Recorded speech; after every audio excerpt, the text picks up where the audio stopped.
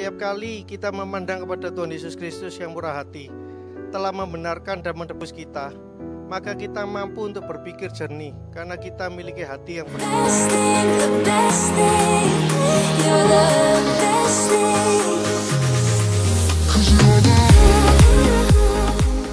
Shalom, selamat pagi saudara-saudara yang kasih Tuhan Yesus Kristus. Kita berjumpa kembali pada pagi hari ini dalam program Good News Devotion Today bersama Grace of Christ Community Church Surabaya. Hari ini saya ingin sharing tentang hikmat di dalam Tuhan Yesus Kristus. Dalam Amsal 4 ayat 7 terjemahan Indonesia Modern Bible dituliskan, hikmat adalah hal yang terutama, maka perolehlah hikmat, dan dengan segenap kemampuanmu perolehlah pengertian. Firman Tuhan berkata bahwa hikmat adalah hal yang terutama, maka perolehlah hikmat. Dalam segala hal yang kita kerjakan dalam kehidupan kita, setiap hari kita perlu hikmat. Untuk membuat keputusan-keputusan penting, baik dalam bisnis, pekerjaan, kita butuh hikmat. Untuk mengatur keuangan, kita juga butuh hikmat. Untuk mendidik anak-anak, kita butuh hikmat. Bahkan untuk berkomunikasi yang baik dengan sesama pun kita membutuhkan hikmat. Raja Salomo menjadi raja yang sangat hebat, bukan karena Salomo jago berperang seperti Daud ayahnya, tapi karena Salomo memiliki hikmat.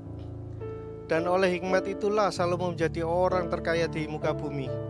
Dan Alkitab berkata, tidak ada orang yang sebelum atau sesudah Salomo memiliki kekayaan sebesar yang Salomo miliki. Dalam Yakobus 1 ayat 5, tetapi apabila di antara kamu ada yang kekurangan hikmat, hendaklah ia memintakannya kepada Bapa, yang memberikan kepada semua orang dengan murah hati, dengan tidak membangkit-bangkitkan. Maka hal itu akan diberikan kepadanya.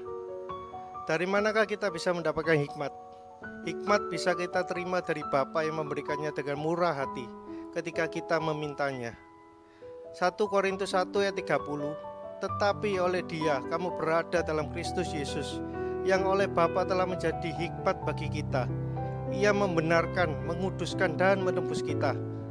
Artinya adalah di dalam Yesus Kristus, dalam kasih karunia-Nya, kita bisa menerima hikmat, sehingga kita bisa mengerjakan segala sesuatu yang telah Bapa percayakan dalam kehidupan kita dengan maksimal. Setiap kali kita memandang kepada Tuhan Yesus Kristus yang murah hati, telah membenarkan dan menebus kita, maka kita mampu untuk berpikir jernih karena kita memiliki hati yang bersih.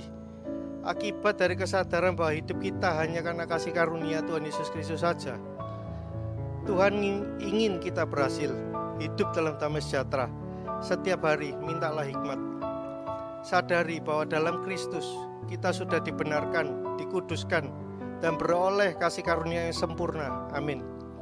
Mari kita berdoa. Bapa, kami bersyukur oleh Roh Kudus, penghibur yang telah Kau utus bagi kami dalam nama Tuhan Yesus Kristus. Ya Roh Kudus, Engkaulah roh hikmat dan pengertian. Engkau berdiam dalam kami. Roh Kudus, Engkaulah roh nasihat dan keperkasaan. Engkau berkuasa atas kami. Roh Kudus, Engkaulah roh pengenalan dan takut akan Tuhan. Pengurapan-Mu memenuhi kami. Roh Kudus, roh kebenaran. Engkau memimpin kami untuk hidup dalam seluruh kebenaran.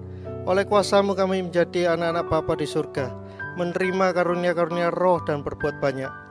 Roh Kudus, Engkaulah penghibur yang mengajar, mengingatkan kami seluruh perkataan Tuhan Yesus Kristus.